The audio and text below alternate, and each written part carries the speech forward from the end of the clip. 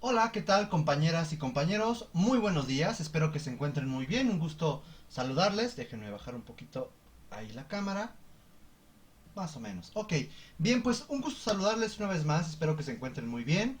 Eh, Vamos a continuar con la unidad que iniciamos la sesión anterior que se refiere a la captura del espacio, la arquitectura antigua y clásica mediterránea.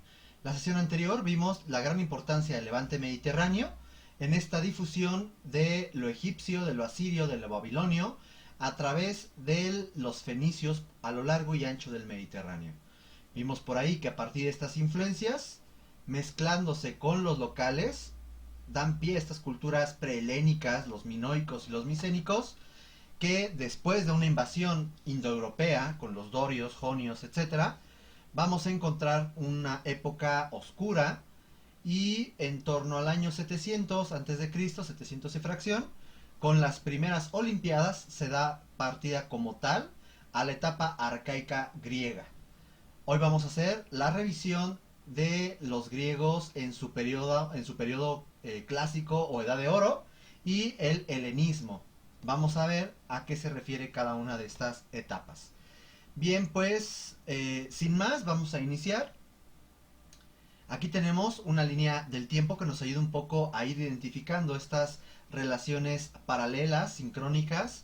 Tenemos de un lado a las culturas de Mesopotamia, la cultura egipcia, cómo tienen diferentes, estas flechas indican diferentes apogeos y de pronto cómo se extienden esas influencias a lo largo de otras regiones, encontrando a los hebreos, a los hititas y a los fenicios dentro de esa oleada de influencias, cómo de pronto lo egipcio también toca la cultura micénica y la cultura minoica en su declive, y por aquí vemos estas líneas punteadas que se refiere a las invasiones de los pueblos del mar, estos grupos indoeuropeos, que además da pie a la llamada edad de hierro desde un enfoque tecnológico, la edad de hierro rebasando la edad de bronce y la edad de cobre, siendo el hierro una aleación más resistente utilizado para las armas, por ejemplo.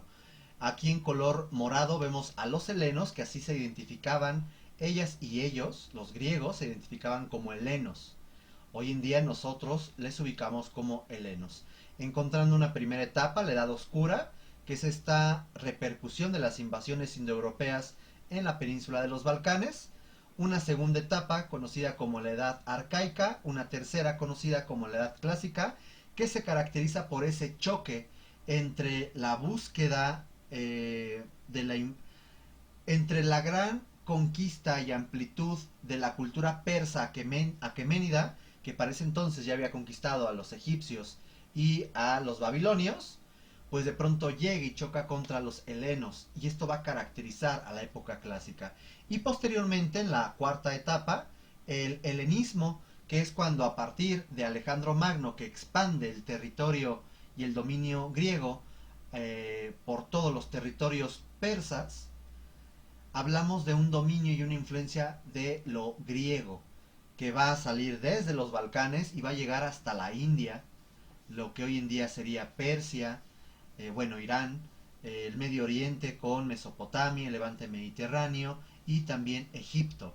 Todas estas culturas se van a influenciar por lo helénico hasta el año 147, cuando los romanos conquistan la región y la adhieren como una provincia más del Imperio Romano.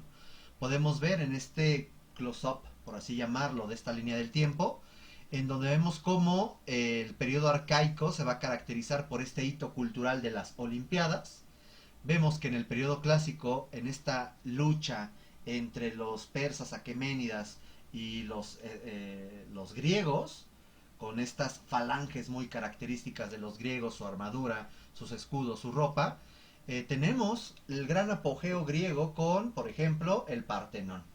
Y el helenismo con las conquistas de Alejandro Magno y toda la influencia de lo heleno, de lo griego, a lo largo y ancho del Medio Oriente. Eh, Vamos a darle paso a lo siguiente, dado el tiempo. Aquí podemos ver un mapa en donde vemos en amarillo que prácticamente el 80% del territorio griego era zona montañosa. La zona verde eran literales, espacios propicios para el cultivo. Por lo tanto, tenían muy poco territorio en el cual poder eh, desarrollar sus polis. Polis es el nombre al que se le da a las ciudades. Por lo tanto, no tenían de otra más que hacerse a la mar, extenderse por todo el Mediterráneo, fundando asentamientos a manera de colonias, así como los fenicios que fundaron factorías a lo largo y ancho del Mediterráneo, los griegos harían lo mismo. El núcleo cultural griego se encuentra en lo que es la Grecia peninsular, esto que estoy de pronto rayando por acá, las islas Cícladas, también conocidas como las islas del Egeo, la isla de Creta, la antigua cuna de la civilización cretense o minoica, las costas de Asia Menor, que hoy en día es Turquía, y el sur de Italia. Pero si se fijan, la influencia griega a través del comercio marítimo y la fundación de colonias llegó hasta lo que hoy en día es el sur de Francia. Masalia, por ejemplo, o lo que sería Marsella el día de hoy, pues tiene un origen griego. Llegaron a la península ibérica, llegaron a lo que hoy en día es esta zona del conflicto de Ucrania, que está muy sonado por Rusia, Ucrania, etcétera. Bueno, pues llegaron a Oldia, que es una ciudad de origen griego en ese lugar. También en el norte de Turquía con Sinope y Trebisonda, que son asentamientos de origen griego, y al norte de África con Naucratis, un asentamiento en el territorio griego, perdón, egipcio, y Cirene, ¿vale? Aquí en el siguiente mapa podemos ver estas costas en color rojo, donde vemos el dominio de lo griego en el mar Mediterráneo. Lo demás que no está en color rojo van a ser las costas que van a tener un dominio los fenicios, que posteriormente se les van a conocer como cultura púnica. ¿Ok? Los fenicios o los púnicos, o la cultura púnica. Entonces prácticamente el Mediterráneo se lo repartieron entre los fenicios y los griegos. ¿Vale? Entonces prácticamente el Mar Negro, que es esta parte, era de Grecia, junto con todo este mar Egeo y bueno, parte del sur de Francia, sur de Italia, etcétera, etcétera. Cabe recalcar que además va a ser entendida la belleza como sinónimo de la naturaleza. Para los griegos, la naturaleza era lo bello, aquello a contemplar. Y para tratar de simular la belleza, se tenía que entender de matemáticas, geometría, para poder hablar de proporciones, de una serie de relaciones armónicas y razones para simularlo en su arquitectura y en sus obras artísticas. Aquí encontramos las cuatro grandes edades o etapas del arte griego. Ya mencionamos por ahí la Edad Oscura, la sesión anterior, el arcaísmo, donde comienza el desarrollo propiamente griego, con las primeras Olimpiadas, la Ilíada y la Odisea de Homero, que se inspira en la época oscura, surge el alfabeto griego, las ciudades-estado llamada polis, la construcción de los primeros templos dóricos de madera y el apogeo cerámico. El desarrollo cerámico es una de las principales características arqueológicas para el estudio de esta cultura.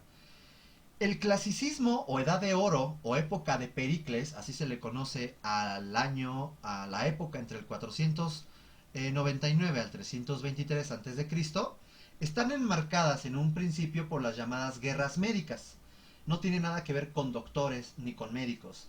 Se refiere a la guerra que se realiza ante los grupos que vienen de una región llamada la región de los Medos o Media, y es en lo que hoy en día se identifica como Irán. De ahí vienen los persas.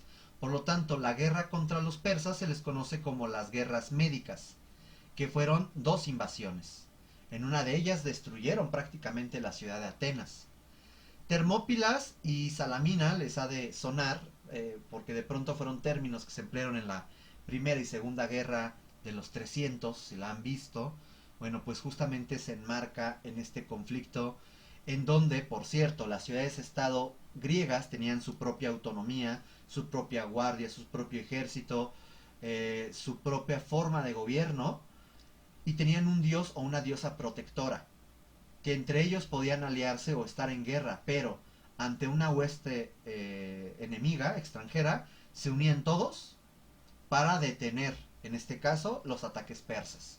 Una vez que los persas se fueron y que, gracias a Pericles, un gran orador y gobernante ateniense, hace que Atenas se convierta en el centro cultural de todo el mundo helénico, eh, y que se da una máxima actividad constructiva en todos los territorios griegos, resulta que comienza una llamada Guerra del Peloponeso, en donde Atenas y sus aliados se van a pelear contra Esparta y sus aliados.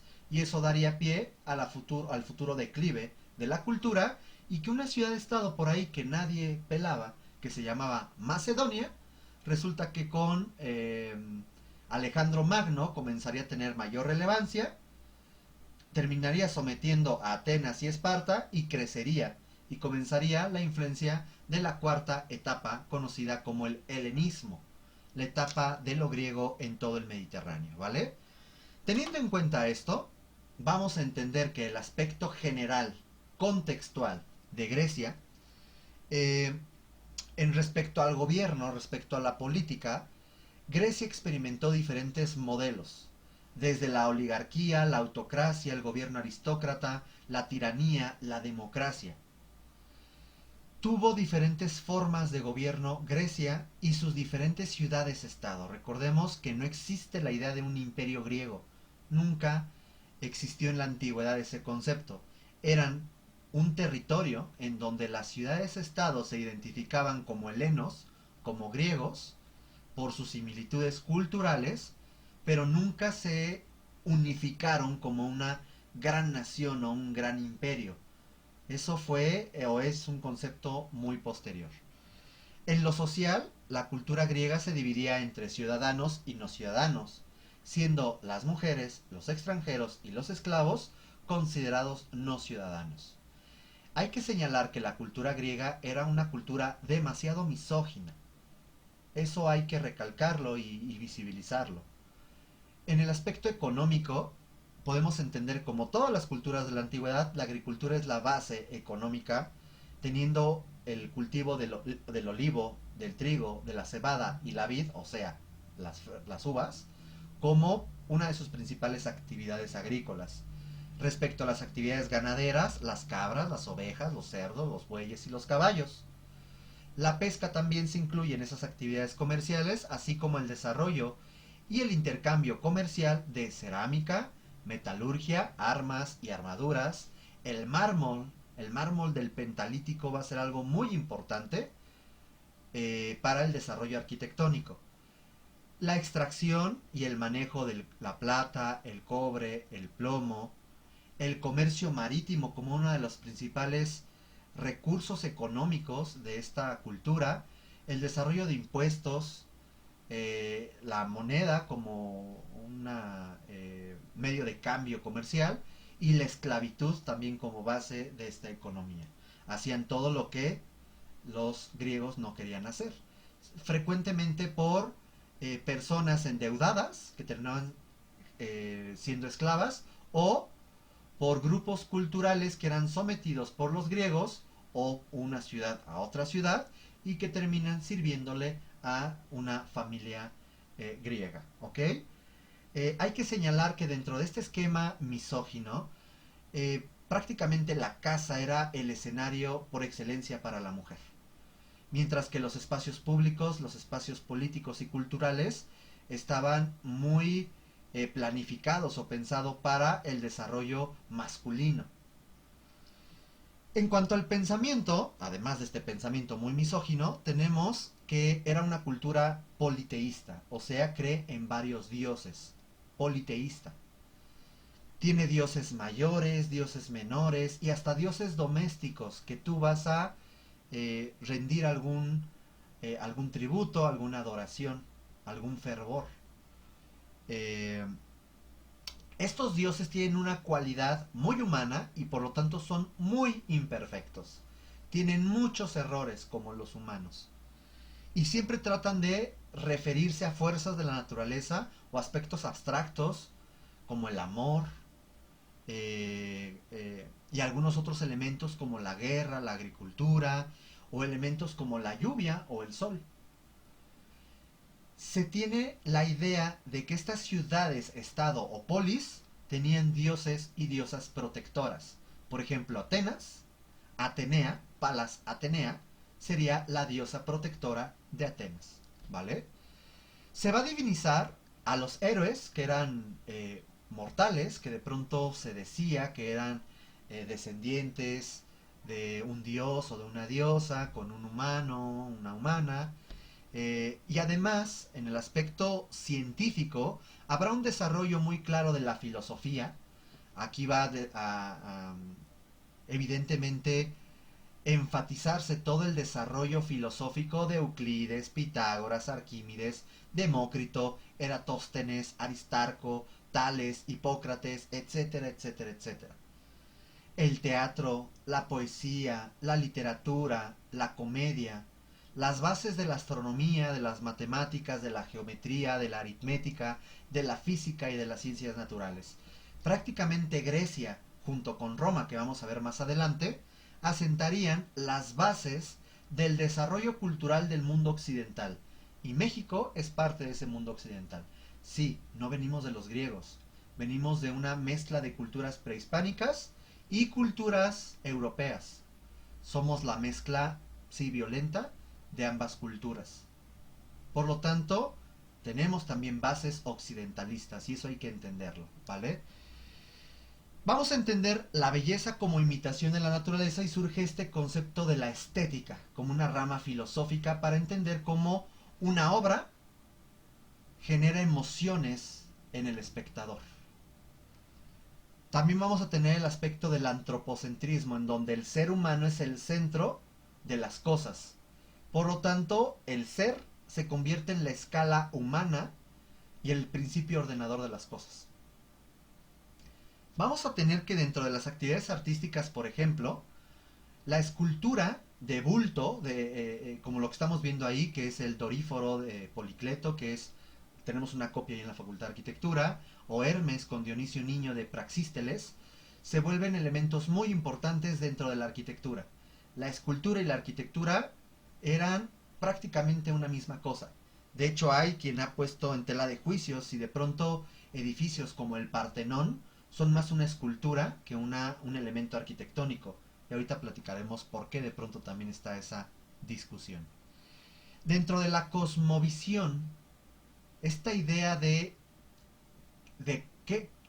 quiénes somos, de dónde venimos, cómo se forma el planeta Tierra, cómo se forma nuestro mundo, cómo se forma la raza humana, pues surge el llamado panteón, todos los dioses, que tienen diferentes caracteres, diferentes errores, diferentes beneficios, y estas características hacen que haya una gran amplitud en el desarrollo artístico de estos dioses, porque los vamos a ver representados en esculturas, en pinturas cerámicas, vamos a verlos en arquitectura. La arquitectura se hacía muchas veces como casa para estos dioses y que se les rindiera culto. Vamos a encontrar, y de forma muy general, no voy a entrar en detalles, estos dioses primigenios, el caos, Gea, Urano, de pronto como empiezan estos titanes, Cronos, Rea, y a partir de ahí la primera generación de dioses. Hestia, Demeter, Hera, Zeus, estos dos hermanos, pero también esposos, Poseidón, Hades, y de estos dos, Hera y Zeus, una gran cantidad de hijos. Hefestos, Ares, Dionisio, Hermes, Atenea, Artemisa, Apolo, Afrodita. Y que cada una, era dios y diosa de algo o de varias cosas. Zeus el rayo, pero de pronto era como el dios padre de todos los dioses. Dios padre de todos los dioses. Dios que de pronto tiene diferentes cualidades y diferentes atributos. Sin lugar a dudas, Afrodita ha sido uno de los temas más empleados a lo largo de toda la historia del arte occidental. Zeus era un loquillo, seguramente han visto el video de Destripando la Historia, donde hablan de la vida de Zeus. Y bueno, pues ahí se puede ver que Zeus prácticamente donde ponía el ojo decía, esa chica me gusta, esa diosa me gusta o ese chico me gusta. Y las grandes historias de que de pronto él se transformaba en animales, se transformó en una lluvia dorada y embarazó a Danae, o se convirtió en un cisne para tratar de seducir a Leda, se convirtió en águila para llevarse a Ganímedes, que era un varón, o de pronto en un toro para conquistar a Europa. Y en fin, él dio pie a muchísimos dioses y semidioses, mezclándose tanto con humanas, tanto con diosas, hasta con su tía, su hermana, hablando desde Hera, etc. Eh, Hablando ya sobre lo urbano, hay que entender que las polis griegas van a tener una traza muy característica. ¿Qué se refiere? ¿A qué nos referimos por traza? Nos referimos a la relación de las vialidades, de las calles, de las sendas, calzadas, en relación con las manzanas, en donde se van a ubicar edificios, casas, espacios religiosos, edificios públicos, etcétera, etcétera, ¿vale? Y hay dos tipos de traza. Una traza irregular, llamada traza de plato roto, como la que estamos viendo en pantalla, en donde ustedes van a ver que la ciudad de Atenas tiene una traza de plato roto o irregular. ¿Por qué? Porque resulta que al encontrarse en un cerrito, no puedo hacer vialidades rectas. Por lo tanto, tengo que hacer vialidades quebradas siguiendo el relieve del sitio. A diferencia de este esquema que estamos viendo, que es la ciudad de Mileto y la ciudad de Priene. Mileto, ahí nació un tipo llamado Hipódamo de Mileto. Y él generó la propuesta de que Mileto se organizara de forma muy ortogonal. Toda la traza de la ciudad era ortogonal. A esto se le conoce como traza hipodámica o traza en damero, por tablero de damas chinas, como para que no se les olvide. Por lo tanto, teníamos estos dos esquemas: una ciudad de traza irregular, una polis irregular, o una polis en damero. ¿Ok? Es importante señalar que hay dos espacios fundamentales dentro de las polis griegas. El primero es un espacio público. El espacio público por excelencia se le va a conocer como ágora.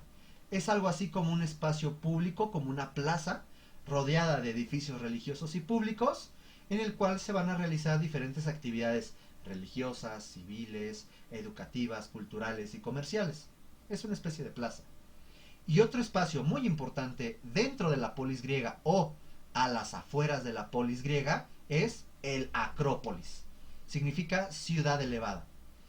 Con este concepto de que los dioses habitaban en las alturas, la idea del Monte Olimpo, que existe el Monte Olimpo, evidentemente como montaña, no como el lugar de los dioses, se entendía que se tenía que generar lugares sagrados para estos dioses en las alturas.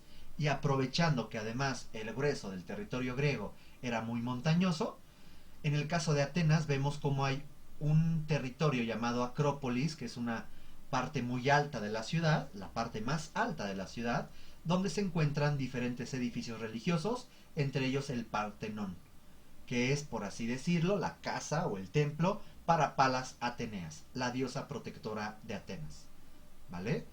Vamos a tener varias ciudades: Atenas, Esparta, Corinto, Megara, Olimpo, Éfeso, Tebas, Halicarnaso, Mileto, Delos, Troya, Delfos, Esmirna, Rodas, etcétera, etcétera, etcétera, etcétera, un montón de ciudades. Y en estas ciudades vamos a encontrar diferentes tipos de edificios.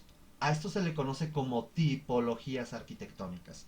Y las estoy aquí dividiendo en 4 tipos. Los edificios civiles, como las ágoras, estas plazas; las estoas, que eran enormes pasillos, por así llamarlos. De un lado hay un muro o hay puertas hacia un edificio, y del otro lado una serie de columnas para actividades comerciales o culturales. A eso se le llama una estoa. Vamos a tener mercados, bibliotecas y voleuterios. ¿Qué es un voleuterio? Aquí vamos a mover la camarita y dice voleuterios. Es algo así como la asamblea o el espacio para el senado. Ahorita vamos a ver un ejemplo. Tenemos edificios de espectáculos como los teatros, los odeones para la música y los hipódromos para los caballos. Más que una actividad deportiva, se consideraba antes una una actividad de espectáculo. Tenemos edificios deportivos como el Stadium para actividades atléticas y las palestras que estaban a un lado de los Stadium. ¿Qué es una palestra? Un gimnasio. Y finalmente edificios religiosos, como la misma Acrópolis, que es una zona sacra o religiosa, en donde vamos a encontrar templos, santuarios y tolos. Ahorita vemos qué es eso. Aquí tenemos un ejemplo de la morfología o la configuración formal de un ágora. En este caso es el ágora de Atenas. Vemos cómo tiene una forma irregular y definida por vías o calzadas y algunos edificios públicos. En cambio, el ágora norte y el ágora sur y ágora norte, aquí en la ciudad de Mileto son ágoras muy rectangulares, delimitadas y articuladas principalmente por edificios públicos, estoas, algún edificio de gobierno, bibliotecas, etcétera, ¿vale?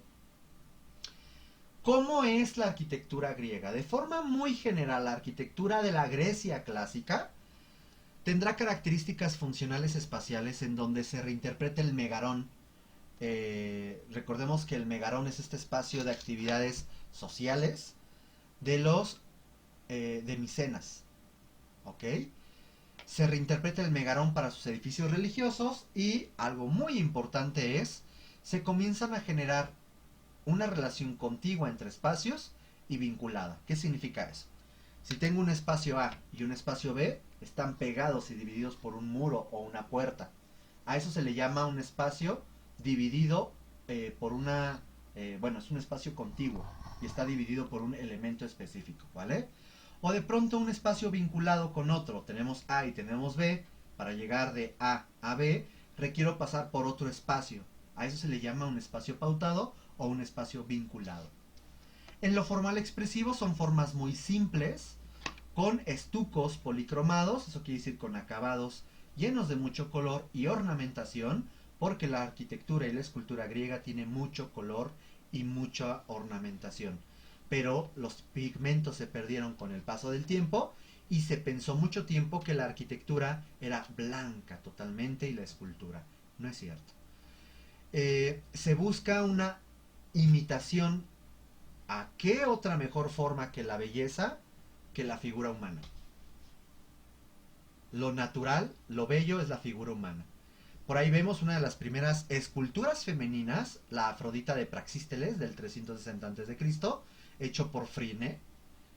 Más bien, perdón, la modelo fue Phryne, una cortesana muy famosa de la época, que era prácticamente, tenía un sesgo muy culto, y bueno, pues ella modeló y fue la primera representación escultórica de una diosa desnuda. Por lo general, Afrodita va a ser un tema muy recurrente en esta época. Vamos a encontrar sistemas estructurales que vamos a ir viendo, que es un sistema dintelado, ahorita lo vemos, qué son los muros de carga, cuáles son las cubiertas de dos aguas, qué es el empleo de las plataformas, sobre todo en Zoom lo vamos a estar platicando. Se va a construir con piedra arenisca, caliza, mármol, en sillares. ¿Qué es un sillar? Un sillar es una piedra, una mampostería, un elemento que puedo cargar con las manos, mampostería, mampuesto, que se talla en forma de caja, se le llama esto un prisma rectangular, y que se puede poner un bloque encima de otro para generar muros en este sentido. Y que además se les podía poner en la parte central una grapa de hierro para darle estabilidad, o de pronto un machembrado. Eso significa tener una caja y tener una espiga y de pronto hacer que estos tengan un machembrado, se encuentren y que haya una mayor estabilidad en los muros, en las columnas, etcétera. Me tartamudeé, perdón. No tenían argamasa. ¿Qué significa eso? No tiene ningún elemento que pegue un bloque con el otro. ¿Ok? Se van a emplear también ménsulas y tambores. ¿Qué son tambores? Son como los sillares, pero son cilíndricos y se utilizan para las columnas. Aquí tenemos algunos ejemplos de esculturas. Esculturas, algunos los han visto seguramente. Fidias, que es el escultor y arquitecto más conocido, porque además fue quien diseñó el Partenón de Atenas. Vamos a tener otros escultores como Policleto el Viejo, Mirón.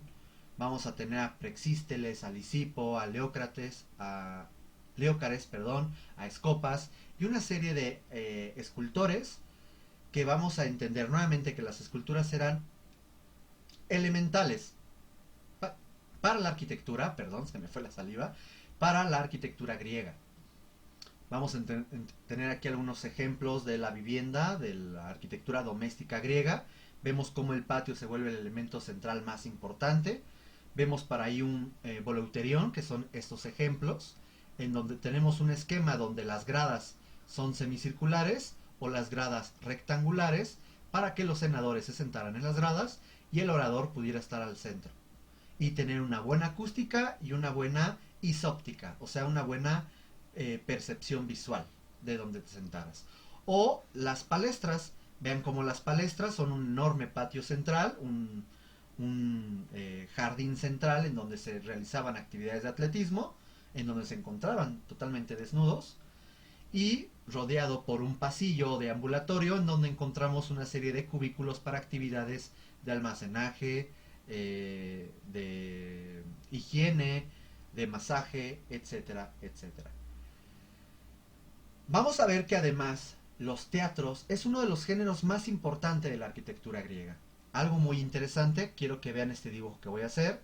Si tenemos un cerro, van a aprovechar la ladera o el piamonte, la base del cerro, para que en esta ladera se generen las gradas.